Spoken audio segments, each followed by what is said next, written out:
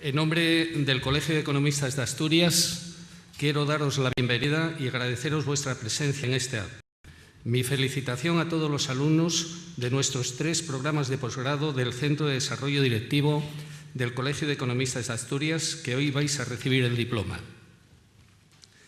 Quiero agradecer también su presencia a los miembros de esta mesa, en especial a Valentín Pic, presidente de la corporación que nos aglutina a todos los economistas del Consejo General de Economistas, y a Santiago Álvarez, vicerrector de Planificación Económica de la Universidad de Oviedo, quien amablemente aceptó nuestra invitación para desarrollar la conferencia que, con motivo de este acto, disfrutaremos en unos minutos. Gracias, Valentín, gracias, Santiago, por el esfuerzo que hacéis al venir a clausurar nuestros máster y estar siempre disponibles para el Colegio de Economistas de Asturias. También quiero agradecer la presencia en este acto del decano del Colegio de Titulares Mercantiles, mi amigo José Antonio Sierra. Bienvenido, José Antonio, y gracias por tu asistencia. Un año más ponemos a disposición de los economistas y profesionales de la economía y la empresa las herramientas necesarias para que puedan alcanzar su excelencia profesional y que desarrollen su talento. Como todos sabéis, el Colegio de Economistas de Asturias ha apostado por ofrecer formación de gran nivel dirigida a formar directivos en y para Asturias. Es ahora cuando más tenemos que volcarnos en dar oportunidades a todos aquellos profesionales que están pasando por situaciones complejas, incluso situaciones de desempleo. Hacemos un gran esfuerzo para que esta formación de calidad y de prestigio sea una nueva opción para muchas personas en estos momentos tan complicados. Nos hemos atrevido también a ofrecer formación online con la flexibilidad horaria que muchos profesionales requieren cada vez más, sin perder los parámetros de calidad que nos exigimos. En este camino no estamos solos, sino que contamos con el respaldo del Consejo General de Economistas. Gracias, presidente, por tu apoyo y colaboración. Nos sentimos orgullosos de que muchos de vosotros que estáis hoy aquí presentes y habéis participado en esta edición hayáis conseguido mejorar en vuestra situación laboral accediendo a mejores trabajos o, en otros casos, saliendo de la situación de desempleo. Todo este camino no hubiese sido posible sin nuestros partners. La Universidad de Oviedo, con la que desarrollamos conjuntamente 3 títulos propios, máster, especialista y experto en auditoría de cuentas y contabilidad. Además, colaboramos en otros muchos ámbitos estrechamente. REAF, el Registro de Economistas Asesores Fiscales del Consejo General de Colegios de Economistas, que refrenda con su homologación nuestro máster en asesoría fiscal. Gracias, Jesús, por estar hoy con nosotros apoyando como siempre al colegio. ESADE, con quien mantenemos una especial vinculación desde hace más de 16 años y con quien venimos desarrollando programas de Executiva Educación en Asturias. Las cámaras de comercio de Gijón y Avilés, colaborando para poder ofrecer a los directivos y ejecutivos de Asturias la mejor formación posible. Asimismo, contamos con el apoyo y colaboración de muchas empresas y entidades asturianas, así como con otros colegios profesionales, con los que mantenemos acuerdos para llevar adelante los proyectos formativos. Ahora más que nunca todos debemos estar unidos para proporcionar a nuestros directivos los conocimientos necesarios para que aporten lo mejor de sí. Y no me puedo olvidar de nuestro claustro de profesores, nuestro principal activo, sin el cual este proyecto no existiría. Gracias por vuestro esfuerzo y compromiso. Y, por supuesto, gratitud y afecto por nuestros alumnos, que aprenden con nosotros, pero sobre todo nos ayudan a construir juntos el futuro de nuestras empresas y fomentan con su buen hacer el conocimiento y prestigio de nuestro Centro de Desarrollo Directivo del Colegio de Economistas de Asturias en su entorno. Enhorabuena por el título que habéis conseguido con vuestro esfuerzo y ánimo en vuestra nueva andadura, que estoy seguro será un éxito. Muchas gracias.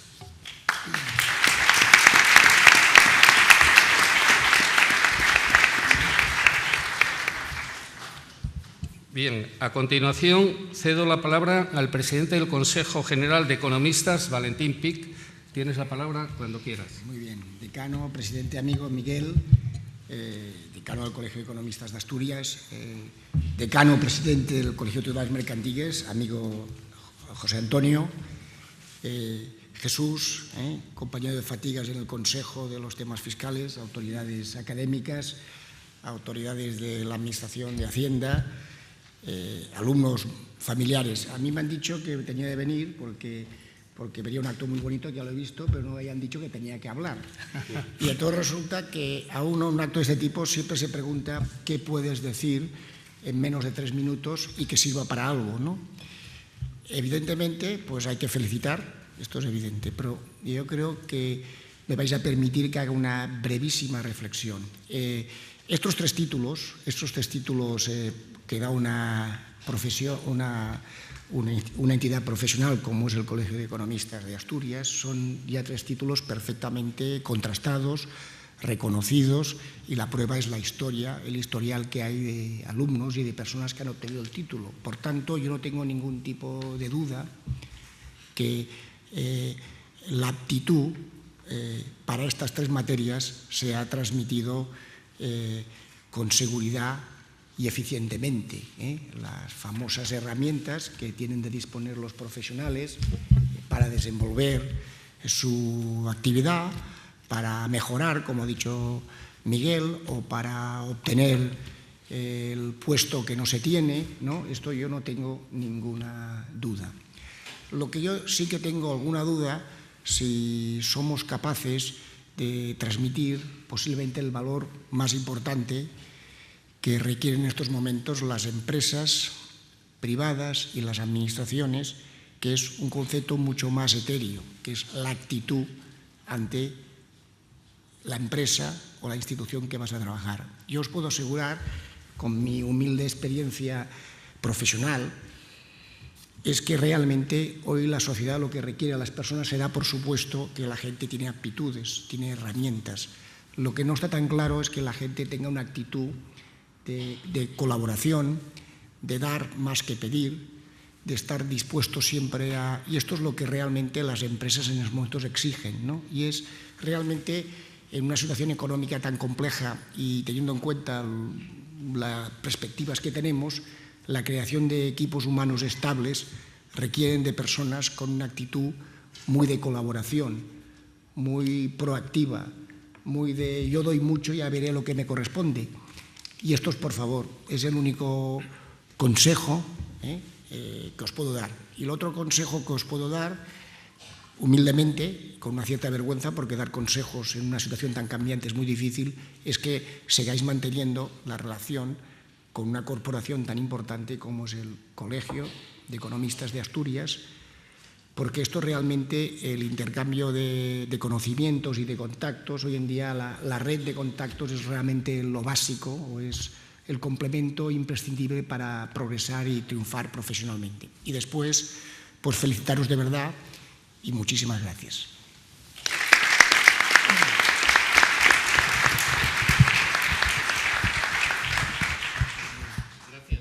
Gracias Valentín por tus palabras. Y ahora tiene la palabra Santiago Álvarez, que es licenciado y doctor en Economía por la Universidad de Oviedo, diplomado superior en Técnica Fiscal, profesor titular de Universidad de Economía Aplicada de Hacienda Pública y Sector Público Español. Ha sido jefe de estudios de investigación y vocal asesor de la Dirección General del Instituto de Estudios Fiscales del Ministerio de Hacienda. Ha dirigido 2 tesis doctorales y es coautor de varios libros y un centenar de capítulos en libros y artículos en revistas especializadas, así como ha impartido cursos y conferencias en centros de especialización como la Escuela de la Hacienda Pública o el Instituto de Administración Pública del Principado de Asturias y en varias universidades, tanto españolas como extranjeras. Vicerrector de Planificación Económica desde 2008 y es miembro del Consejo Social y del Consejo Director del Campus de Excelencia Internacional de la Universidad de Oviedo. Cuando quieras tienes la palabra, Santiago. Gracias, decano. Buenas tardes. Te faltó decir y miembro del Colegio de Economistas. También, desde hace unos cuantos años. Y nos sentimos muy orgullosos de que seas miembro del colegio, por supuesto. Muchas gracias. Agradecerte la presentación y la amable invitación para estar aquí y participar esta tarde de este acto pronunciando estas pequeñas reflexiones sobre el cambio en la financiación autonómica, la situación actual del sistema de financiación autonómica y sus perspectivas de reforma.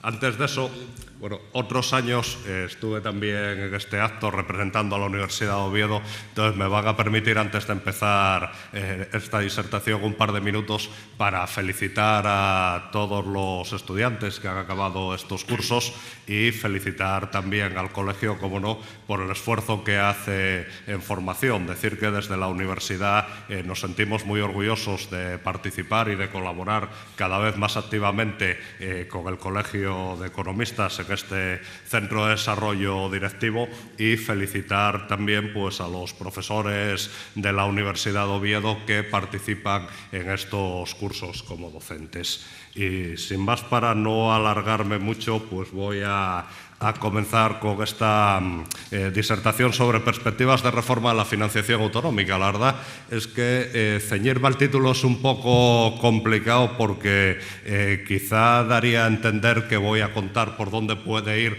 la reforma de la financiación autonómica. Y la verdad es que saber eso ahora mismo es imposible, porque muchos sabrán que en el seno del Consejo de Política Fiscal y Financiera se constituyó un grupo de trabajo precisamente para abordar la reforma del sistema de financiación autonómica.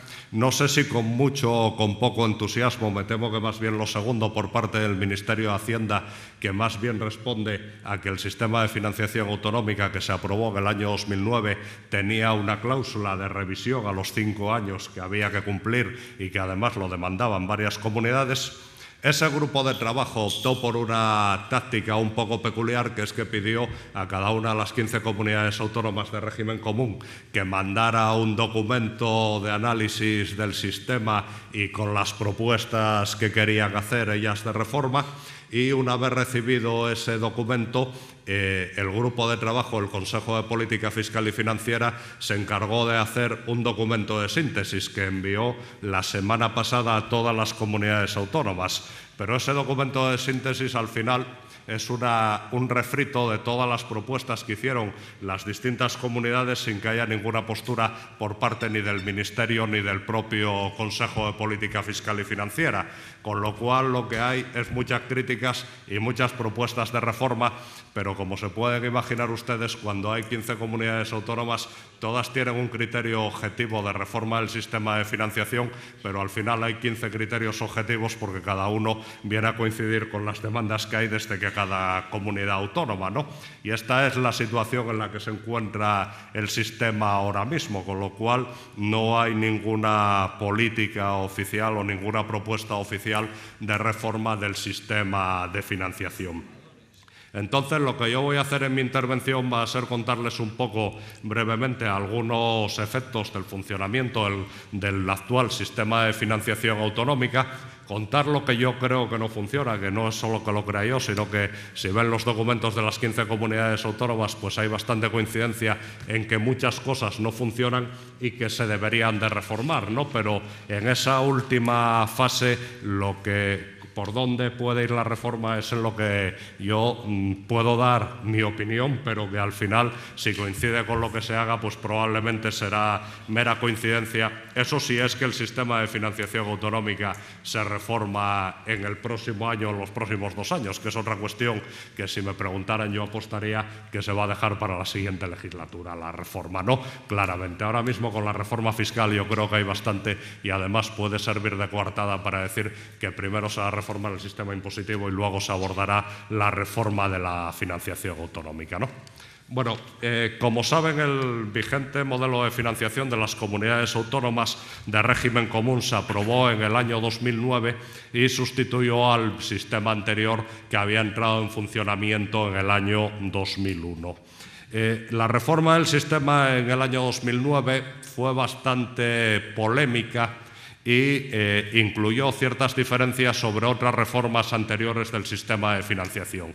Teóricamente se hizo algo parecido, se coge para reformar el sistema un año base, que es el último año base, el último año liquidado del sistema, en este caso era el año 2007, porque el sistema de financiación, conocemos los datos definitivos de un ejercicio normalmente 2 años después. De hecho, esta semana el Ministerio publicó los datos definitivos correspondientes a la liquidación del ejercicio 2012. Entonces, con los datos del último año liquidado, que era el año 2007, pues se calcula cuál es la financiación que recibe cada una de las comunidades autónomas y a partir de ahí se negocia cuál va a ser el nuevo sistema de financiación. La diferencia que hubo en este caso es que en vez de haber un año base, como había en otros sistemas, realmente hubo 2 años. El año 2007 o el ejercicio 2007, que sirvió de base para las negociaciones, pero luego en realidad lo que recibieron las comunidades autónomas como recursos del sistema de financiación se recalculó en función del ejercicio 2009, lo cual generó una gran opacidad al sistema y generó además que los recursos que recibieron las comunidades distaban mucho de lo que pensaban recibir, por una razón. Como todos ustedes saben, entre el año 2007 y el año 2009 se hundió la recaudación tributaria, que es la base del sistema, con lo cual las ganancias que esperaban recibir muchas comunidades autónomas pues cambiaron considerablemente, ¿no? En ese cuadro que tienen ahí tienen comparado los recursos que reciben las comunidades autónomas en términos normativos. Se habla de términos normativos porque para calcular la financiación que procede de los impuestos lo que se hace es tomar la recaudación tributaria que se recibiría en caso de que las comunidades autónomas no cambiaran nada en la normativa del impuesto, para que aquellos cambios recaudatorios que tienen las comunidades autónomas porque modifican la tarifa o establecen nuevas deducciones sean recursos adicionales que reciben ellas, ¿no? Pero no computa a efecto del modelo. Con el nuevo modelo en el año 2009, con el modelo anterior de financiación, la financiación que hubieran recibido en el año 2009 y comparado también con los recursos del modelo anterior en el año 2007, que era el que servía de base. Bueno, el cambio de sistema de haber liquidado el ejercicio 2009 con el sistema de financiación 2001 a liquidarlo con el nuevo modelo 2009 significa para las comunidades autónomas aproximadamente 12.000 millones de euros adicionales. Sin embargo, si lo comparan ustedes con la recaudación que esperaban recibir, porque el último año que se había liquidado era el del ejercicio 2007, resulta que recibieron 9.000 millones de euros menos. Por eso les decía que el primer problema del sistema de financiación viene del propio cambio. Se hicieron unos cálculos con una situación que era la del año 2007 y realmente al final la situación fue bastante distinta, ¿no? Por la caída en la recaudación tributaria.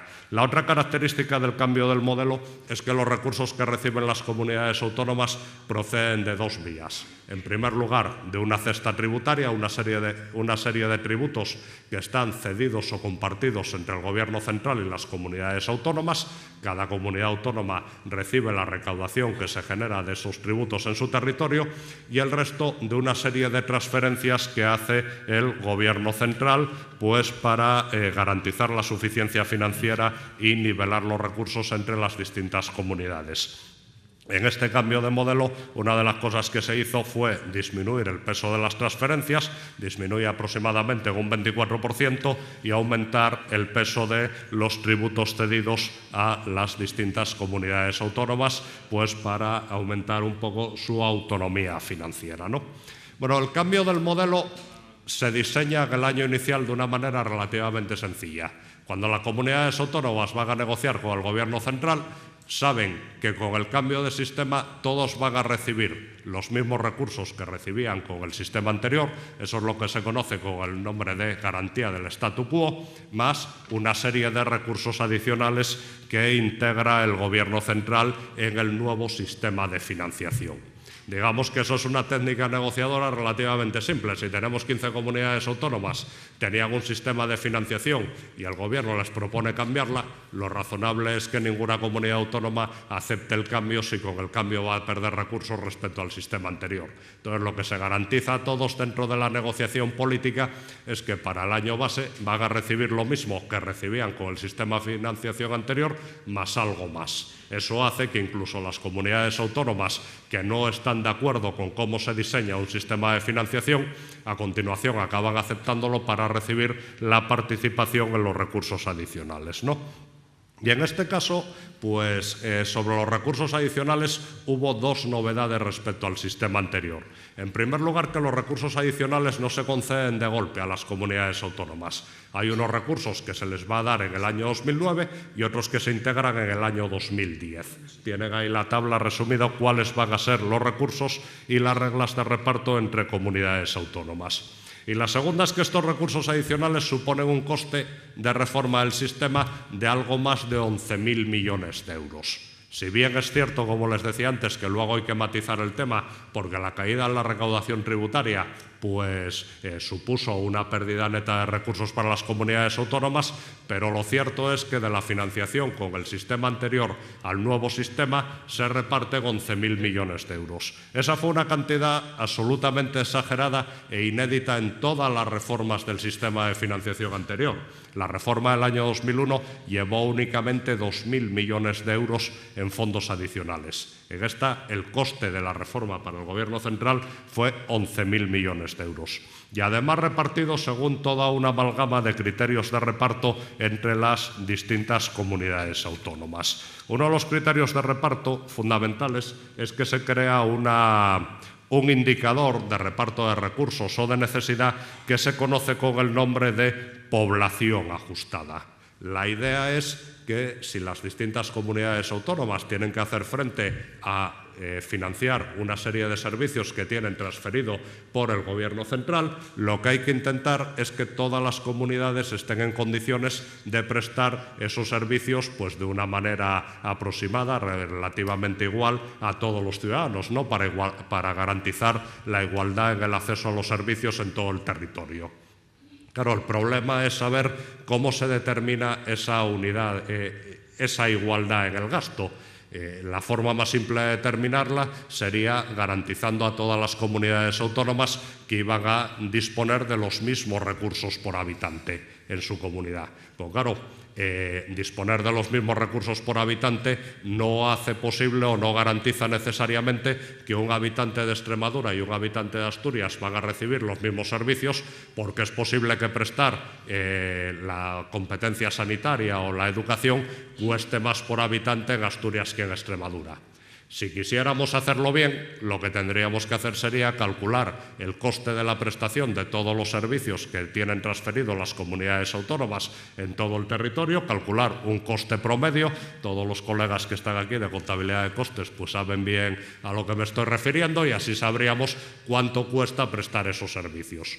Como eso no lo sabemos, porque no existe una contabilidad analítica en el sector público, lo que se hace es buscar pues, un indicador de unidad de gasto. Y ese indicador es lo que se llama la población ajustada. La población ajustada se compone de la población total de las comunidades autónomas ponderadas por una serie de variables que intentan mostrar pues, cómo un servicio en una comunidad autónoma pues, puede costar más que en otra con independencia de la población que tengan. Por ejemplo, parece razonable que las comunidades que tienen mayor superficie les cueste más prestar ciertos servicios. No es lo mismo prestar la competencia en educación o en sanidad en una comunidad de un tamaño reducido que en una muy amplia que probablemente haya que crear más hospitales. Si la población está más dispersa, también se encarece el coste de la prestación de servicios. Si tenemos mayor población con más de 65 años o mayor población entre 0 y 16 años, pues nos gastaremos probablemente más en sanidad o más en educación, ¿no?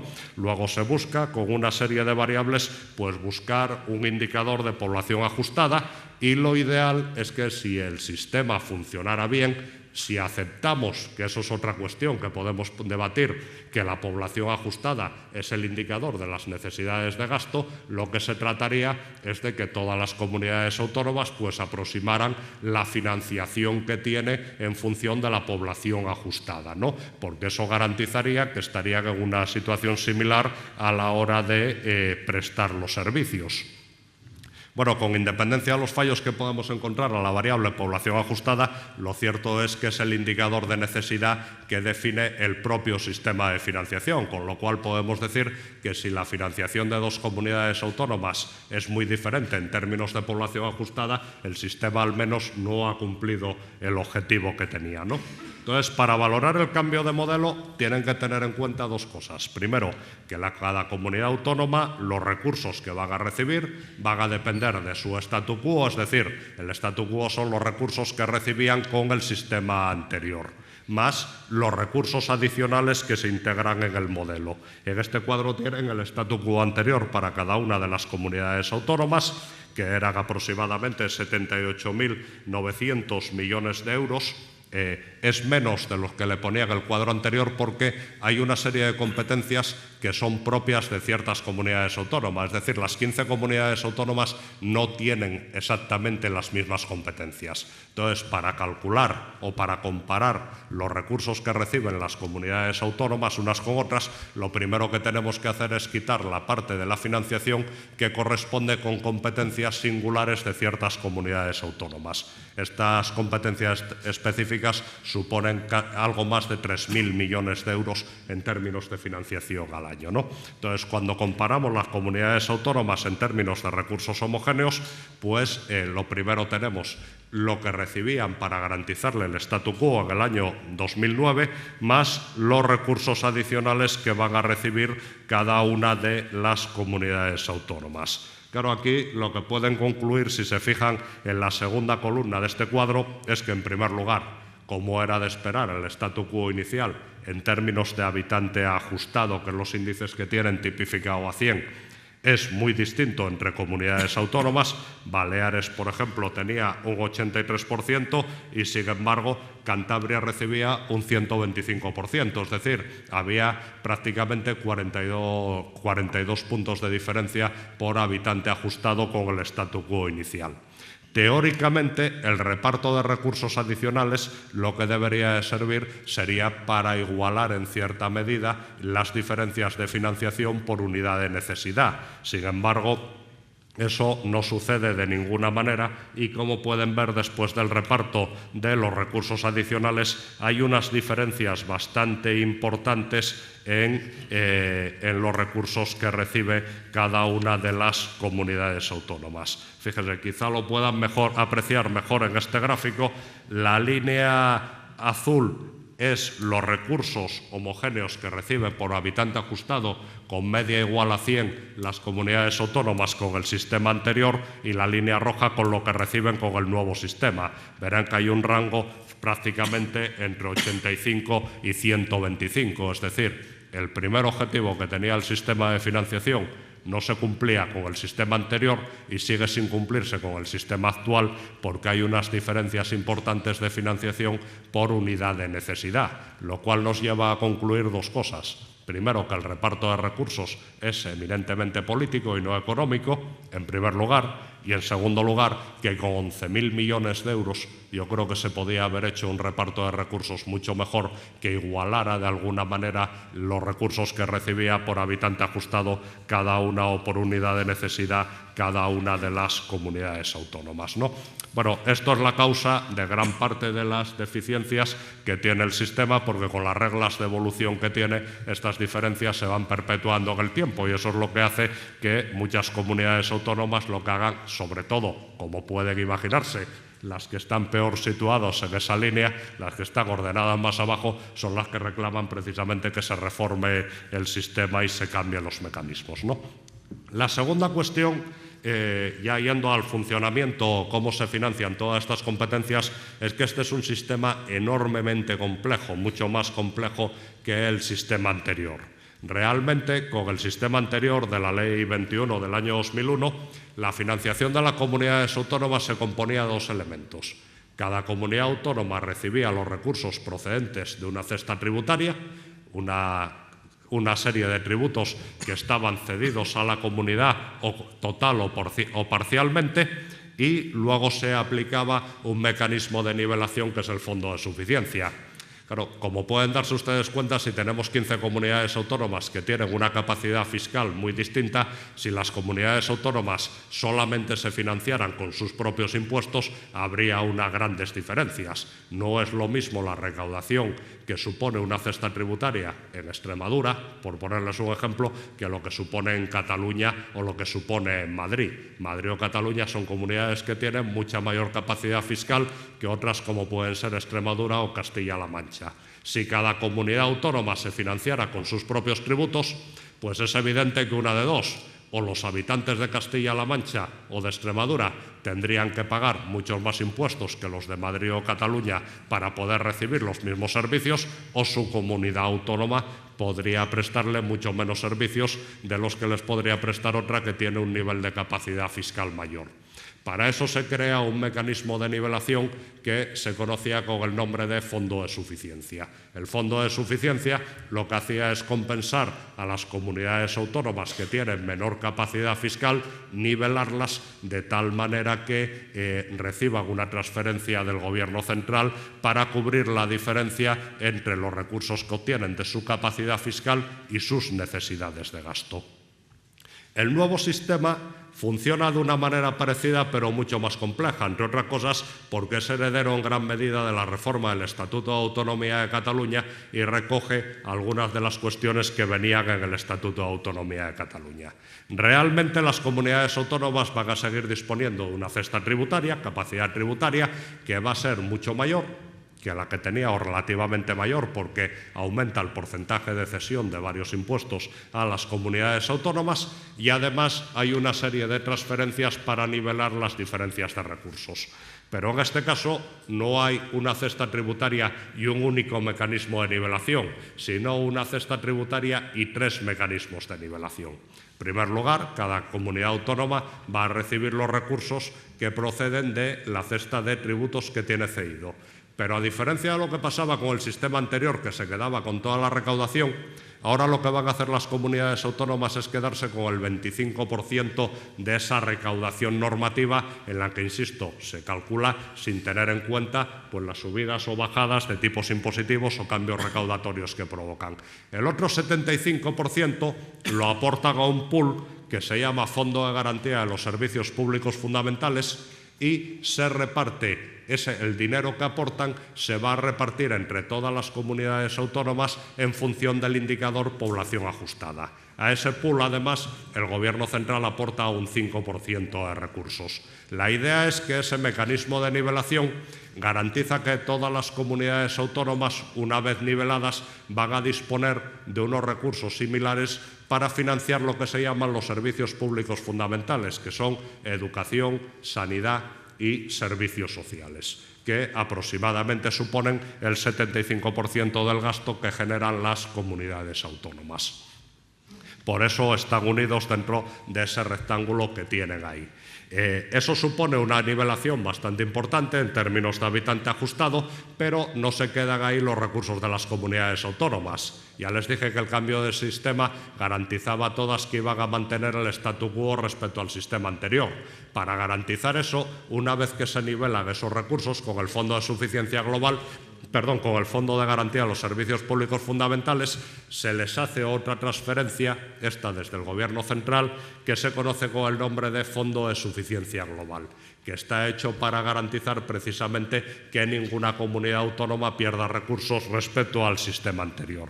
Y además se crean otros 2 fondos que se conocen con el nombre de Fondos de Convergencia Autonómica, pues para transferir otra parte de los recursos adicionales hacia las comunidades autónomas.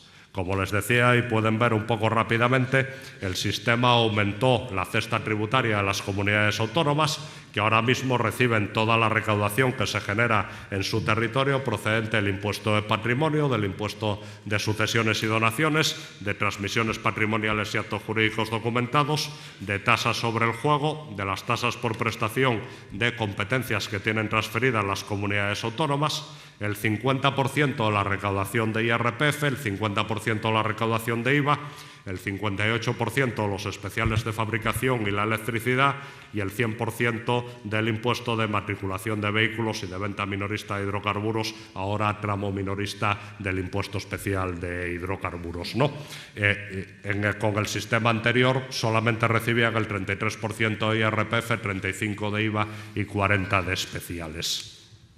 Bueno, la mecánica del sistema de financiación es más compleja que en el sistema anterior. Como pueden ver aquí, para ver cómo funciona el sistema tenemos que hacer varios pasos. En primer lugar, cada comunidad autónoma recibe la recaudación de esa cesta tributaria. Luego, en la primera columna, tienen en recursos homogéneos por habitante ajustado, tanto en euros y en índices sobre la media, cuánto recibe cada comunidad de su recaudación normativa de tributos. Esa recaudación, el 25% se la quedan, el 75% lo aportan al Fondo de Garantía de los Servicios Públicos Fundamentales. Con lo cual, en la tercera y cuarta columna, lo que tienen es cómo queda la financiación autonómica después de pasar por el Fondo de Garantía de Servicios Públicos Fundamentales, que tiene un objetivo básicamente nivelador. A continuación, se les añade los recursos que vienen del Fondo de Suficiencia Global, calculado a competencias homogéneas para aislar el efecto de las competencias específicas, y finalmente el dinero que viene de los fondos de convergencia. En este gráfico pueden ver para la liquidación del año 2012, que aparecieron los datos, les digo, esta semana, es el último liquidado. La línea azul estaría cómo se moverían las comunidades autónomas si tuvieran que financiarse única y exclusivamente con su propia capacidad fiscal.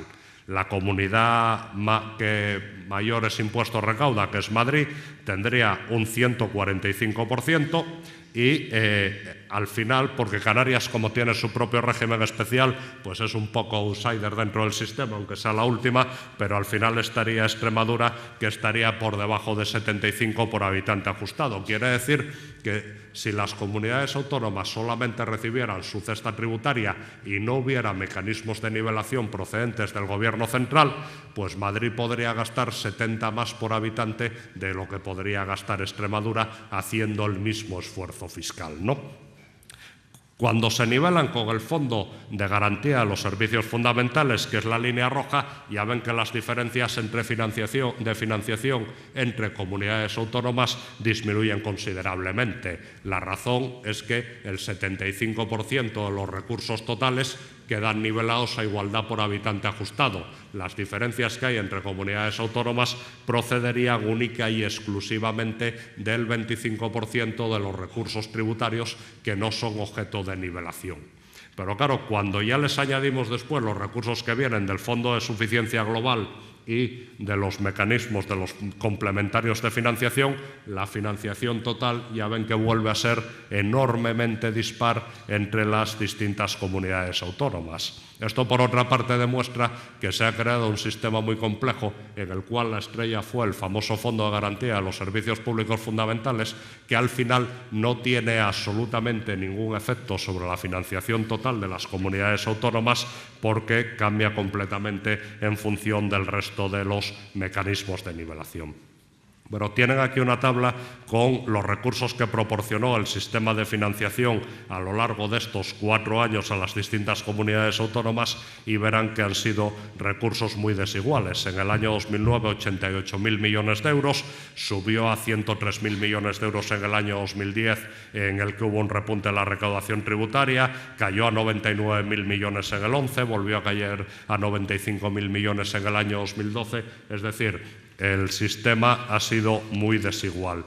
Quizá, por ir concluyendo y no extenderme demasiado, quería mostrarles, ir a un cuadro en el que tienen aquí para el año 2012, en el último que se liquidó, para ver la comparativa, cuáles son, tipificados por habitante y por habitante, no por habitante ajustado, por habitante, y sobre la media de índice igual a 100, el ranking de las comunidades autónomas en función de los ingresos tributarios que reciben de la cesta tributaria y en función de la financiación final que les proporciona el sistema. Como ven, y les decía antes, si las comunidades se tuvieran que financiar única y exclusivamente con sus propios recursos tributarios, las diferencias serían enormes. Tendríamos en primer lugar a Madrid aproximadamente 135 sobre la media 100 para las comunidades autónomas.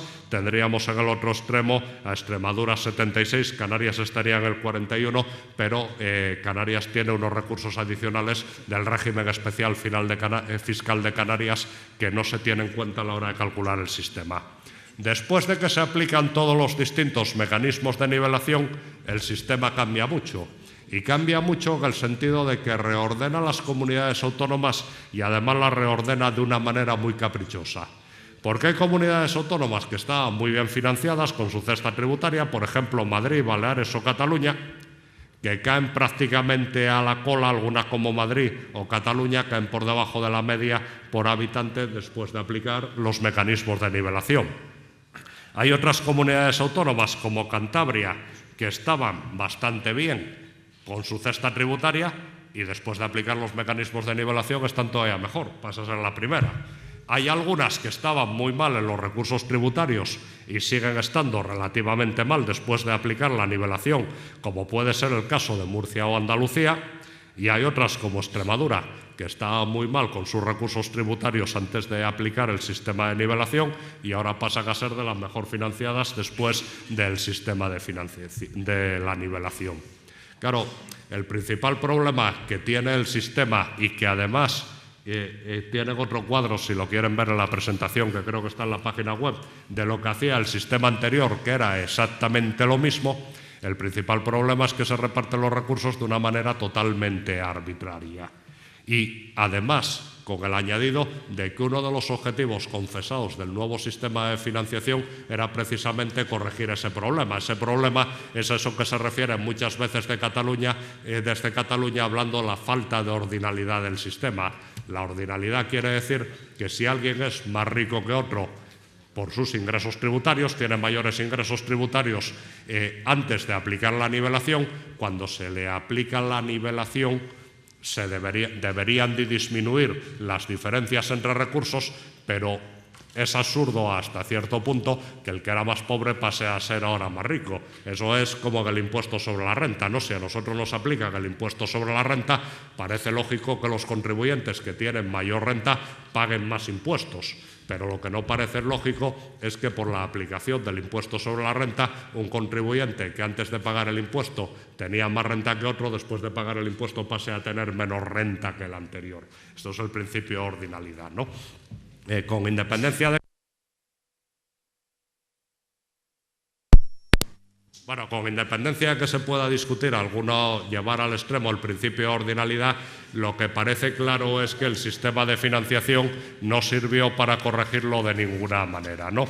Un poco para finalizar, yo creo que el problema de la reforma del año 2009 es que fue excesivamente costosa, creó un sistema muy complejo, muy poco transparente y que además no alcanzó ninguno de sus objetivos. Porque si sus dos objetivos confesados era, por una parte, garantizar la suficiencia financiera de las comunidades autónomas y, por otra parte, lograr una equidad en distribución de recursos por unidad de necesidad o habitante ajustado, está claro que ha fracasado en la suficiencia y que en el término de la equidad es al menos tan malo como era el sistema anterior. No ha ganado nada sobre el anterior. En el documento que han enviado las distintas comunidades autónomas al Ministerio, evidentemente cada una haciendo hincapié en una cosa distinta, porque como se puede imaginar, como les decía antes, las que están bien financiadas con el sistema son las menos proclives a que cambien y las que se sienten perjudicadas son las más proclives a los cambios, además de que lógicamente todas creen que reciben pocos recursos respecto a lo que querían recibir, son los dos aspectos en los que más hincapié se hace, que debería mejorar mejorarse el funcionamiento de los mecanismos de nivelación y además debería mejorarse la regla de reparto de recursos para intentar aumentar la suficiencia financiera. Bueno, y con esto espero no haberme extendido demasiado en la presentación y haberles mostrado un poco el panorama de los problemas que tiene el sistema actualmente y de los grandes fallos que ha tenido la reforma del año 2009. Reiterar mi agradecimiento al decano y a los colegas del Colegio de Economistas por su amable invitación para estar esta tarde aquí. Gracias.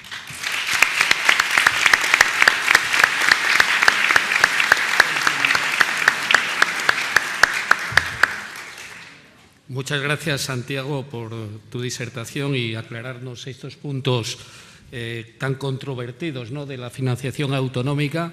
Esperemos que la nueva reforma de esta financiación mejore la actual y que tengan los recursos suficientes para que puedan prestar los servicios básicos todas las comunidades de España, ¿no? De eso se trata. Bueno, a continuación le cedo la palabra a don Jesús, cuando quieras, esperamos tu disertación. Muy bien, buenas tardes.